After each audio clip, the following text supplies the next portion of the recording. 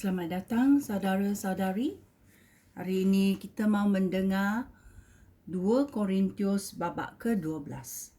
Penglihatan dan wahyu daripada Tuhan.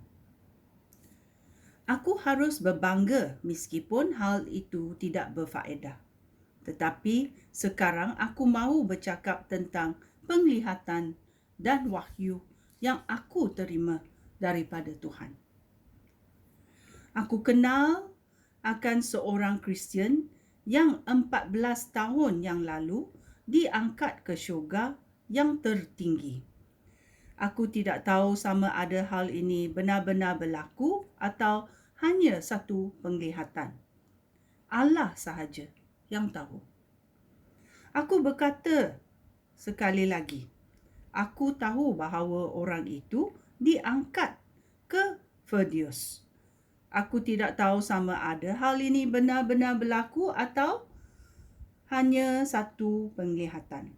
Allah sahaja tahu.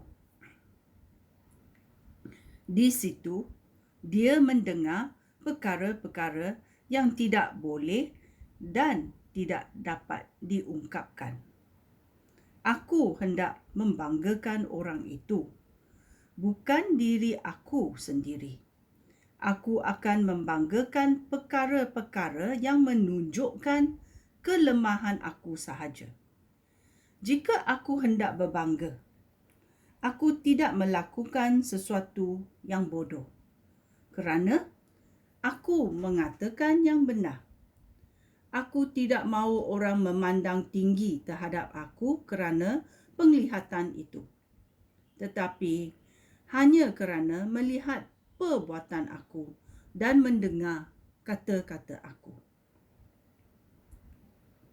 Tetapi supaya aku tidak terlalu sombong kerana penglihatan-penglihatan yang luar biasa itu, aku diberi sejenis penyakit yang sangat menyakitkan. Penyakit itu alat iblis untuk memukul aku, supaya aku tidak terlalu sombong. 3 kali aku berdoa kepada Tuhan supaya menghilangkan penyakit itu. Tetapi Tuhan menjawab, aku mengasihi kamu dan hal itu sudah cukup bagimu, kerana kuasa aku nyata sekali pada masa kamu lemah. Oleh itu, aku lebih suka membanggakan kelemahan aku, supaya merasakan kuasa Kristus yang melindungi aku. Aku bersukacita ketika mengalami kelemahan, hinaan, kesukaran, penganiayaan dan kesusahan kerana Kristus. Aku bersukacita kerana ketika aku lemah, pada masa itulah aku mendapat kekuatan daripada Kristus. Kekhawatiran Paulus tentang orang Korintius, ayat 11. Kamu sudah memaksa aku bersikap seperti orang bodoh. Kamulah yang seharusnya memuji aku, meskipun aku ini bukan seorang sesiapa, tetapi aku tidak lebih rendah daripada rasul-rasul kamu yang istimewa itu. Melalui aku, Allah melakukan banyak mujizat dan hal-hal lain yang luar biasa. Sementara aku menjalankan tugas aku dengan penuh kesabaran untuk membuktikan bahawa aku seorang rasul. Dalam hal apakah kamu kurang diperhatikan apabila dibandingkan dengan jemaah lain?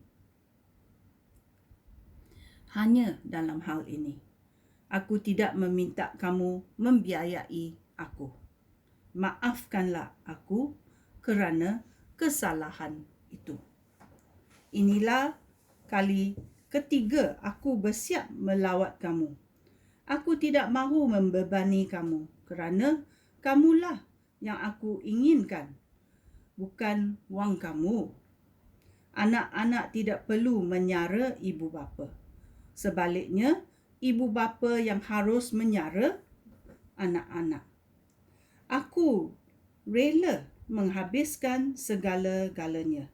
Bahkan aku rela mengorbankan diri untuk menolong kamu. Patutkah kamu kurang mengasihi aku? Kerana aku sangat mengasihi kamu. Tentu kamu bersetuju bahawa aku tidak pernah membebani kamu.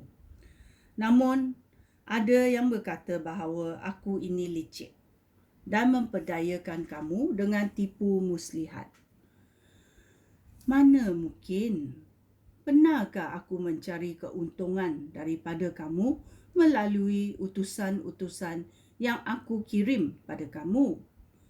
Aku mengutus Titus kepada kamu dan aku menyuruh saudara Kristian yang lain menyertai dia. Apakah?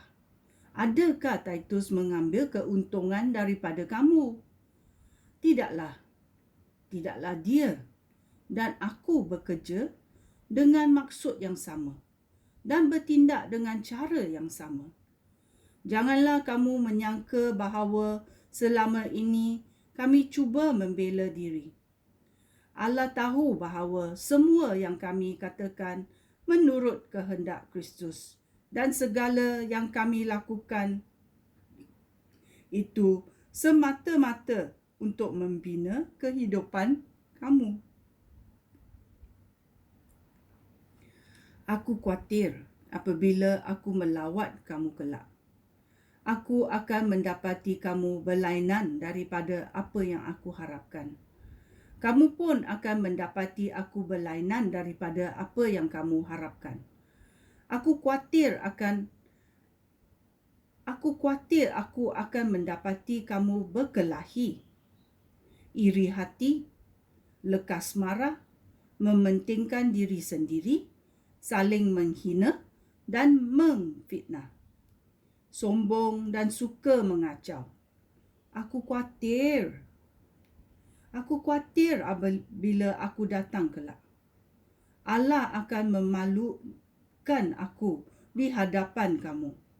Aku akan menangis kerana banyak antara kamu yang berdosa dahulu tidak bertaubat daripada perbuatan yang cabul, lucah dan tidak senonoh.